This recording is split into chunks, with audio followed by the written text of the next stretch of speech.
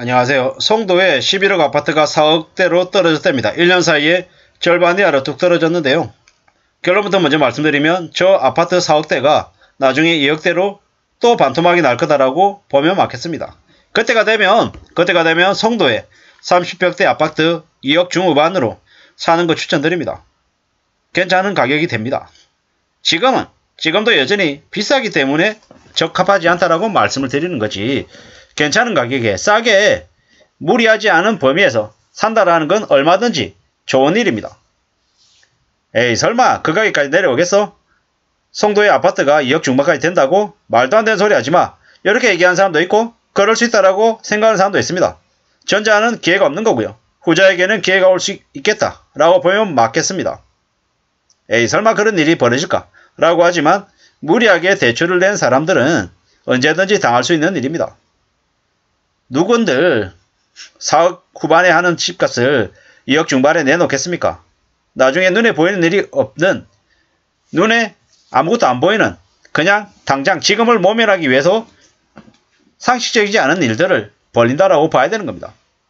예전에 IMF 때 이제 물건을 원가 만원 주고 사와가지고 판매가로 5만원 7만원에 팔던 업자가요, 1000원짜리 들고 와가지고 개당 1000원, 100만원 500만원 들고 와가지고 물건을 실제로 중국에서 수입해오는 수입 원가가 만원짜리인 물건을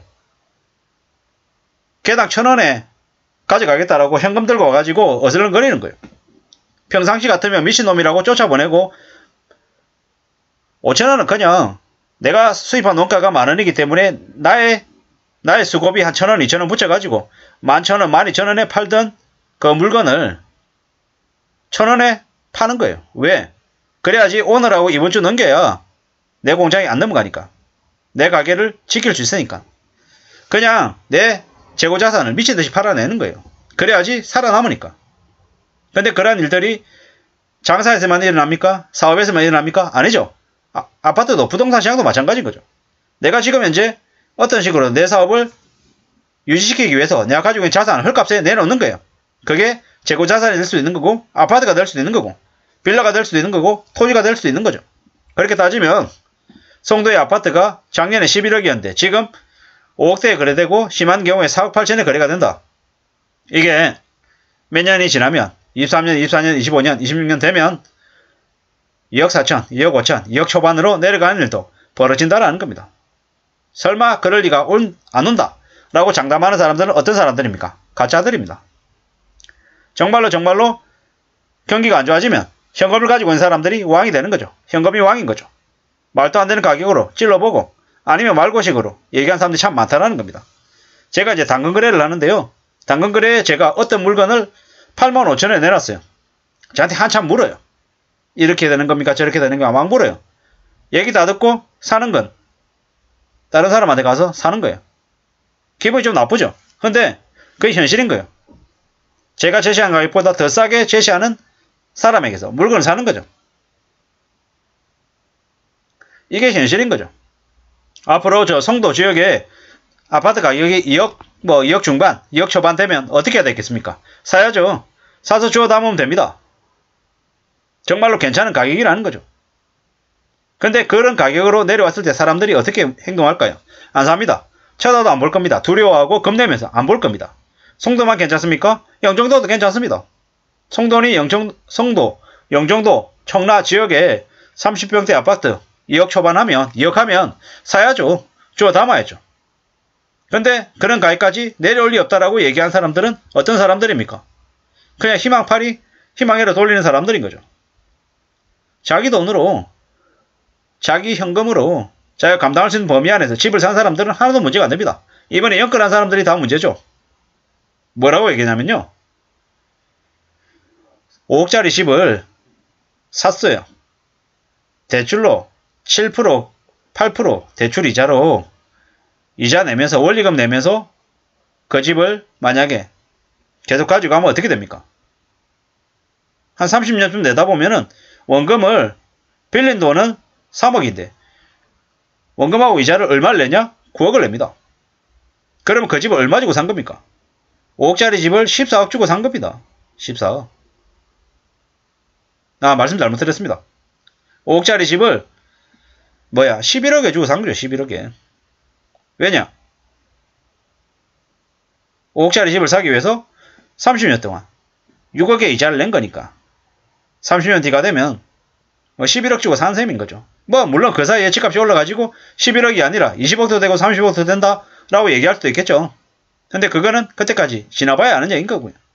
실질적으로 내가 그 집을 사기 위해서 들어가는 돈은 5억이 아니라 11억이라는 거죠.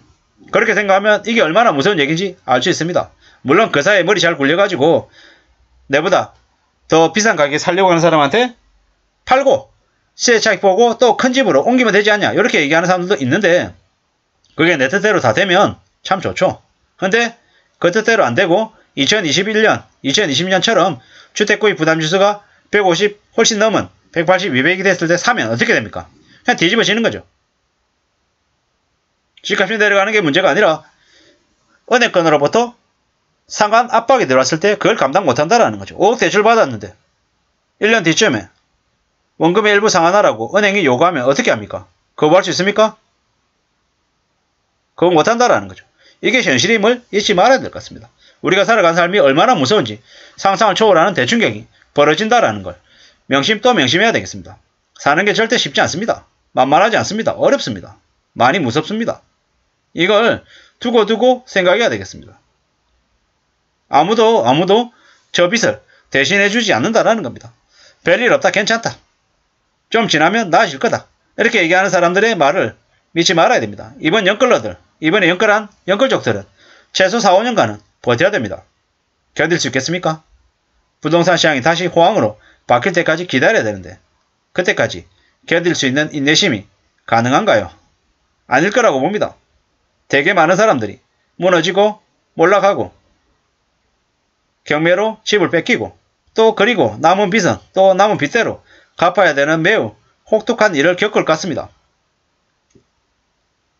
송도의 아파트 4억 8천인 아파트가 2억 4천, 2억 초반, 절반으로 또 떨어지는 걸 아마 두고 봐야 될 것 같습니다. 11억 아파트가 4억으로 주저앉았는데 1년 사이에 반으로 내려갔는데 그 반 가격에서 또 반 이하로 내려간다라고 보면 맞을 것 같습니다. 매우 무서운 일입니다.